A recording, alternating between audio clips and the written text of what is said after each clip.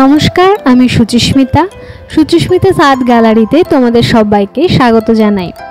আজকে basic drawing পেন্টিংয়ের number 10 দিয়ে ভিডিও নিয়ে চলে এলাম। তবে তোমাদের সুবিধার্থে বলে রাখি, এটাই সম্ভবত বেসিক ড্রয়িং পেন্টিংয়ের শেষ ভিডিও। তার বিশেষ কিছু কারণ আছে, কারণ তোমরা হয়তো এই ধরনের ভিডিও খুব একটা পছন্দ করছো না। আমার চ্যানেলে অন্যান্য ভিডিওর তুলনায় এই ভিডিওগুলোতে ভিউজ ভীষণই কম। তোমাদের কমেন্ট, লাইক, শেয়ার এগুলোর উপরে নির্ভর করছে আমার পরবর্তী স্টেপগুলো। তাই এটাই হয়তো সম্ভবত শেষ ভিডিও নাম্বার সিরিজে। তো আজকে নাম্বার 10 দিয়ে কি শিখবো সেটা দেখতে থাকো, আর আমাকে কিন্তু অবশ্যই জানিও তোমাদের এই সিরিজটা আদৌ আর পরবর্তীতে প্রয়োজন পড়বে কিনা। যদি মনে হয় যে এটায় তোমাদের কিছুটা সুবিধা হচ্ছে, তাহলে আমাকে জানালে আমি পরবর্তীতে আবার এই সিরিজটা কন্টিনিউ করব।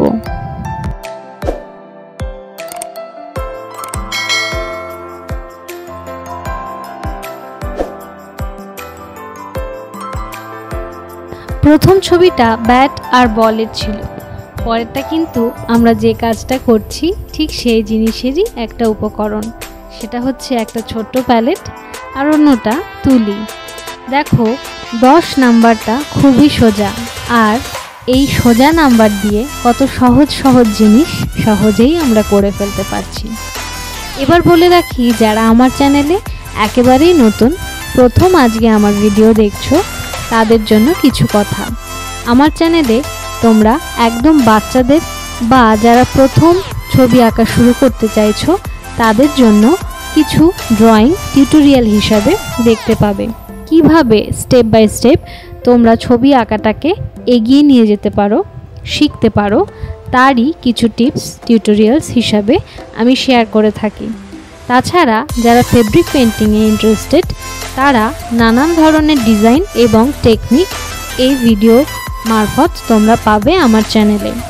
খুবই সুবিধা করে দেওয়ার জন্য আমার প্লে লিস্টে বেশ কিছু আলাদা আলাদা ফোল্ডার তৈরি করা আছে, আর তোমাদের যদি ভালো লাগে তাহলে প্লে লিস্টটা অবশ্যই অবজার্ভ করো। এবার বলে রাখি, এই ভিডিওর কিছু টেকনিক্যাল এরার, এরকমটা এর আগে কখনো আমার সাথে হয়নি।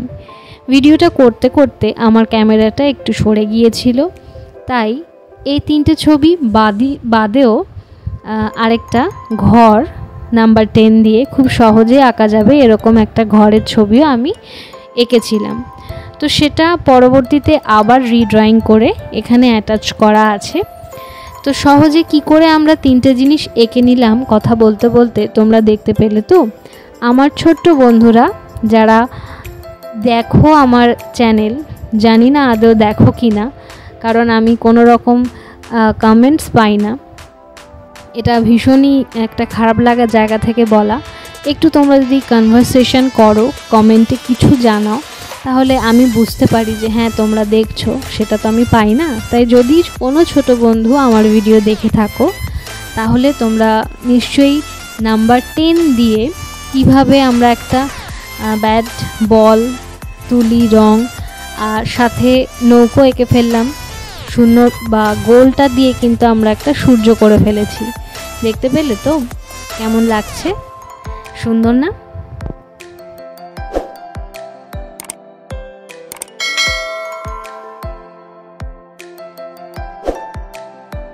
রঙের ক্ষেত্রে এবার একটু কথা বলে নিই। হালকা রঙগুলোই আমি সবসময় আগে করতে বলি, তবে এই ভিডিওতে কিন্তু হলুদ রঙটা হালকা হওয়া সত্ত্বেও আমি পরে দেখিয়েছি। কারণ আর কিছুই নয়, এই যে রঙটা আমি এখানে ব্যবহার করছি ডোমস কোম্পানির, এই রঙের বিশেষ কিছু বিশেষত্ব আছে, যার জন্য দুটো রং পাঞ্চ করার সময় লাইট কালারটা পরে দিলেও যে এফেক্টটা আসছে সেটা ভীষণই সুন্দর। তাই তোমরা রং বুঝে নিজের ইচ্ছা মতো ব্লেন্ডিংটা করতেই পারো।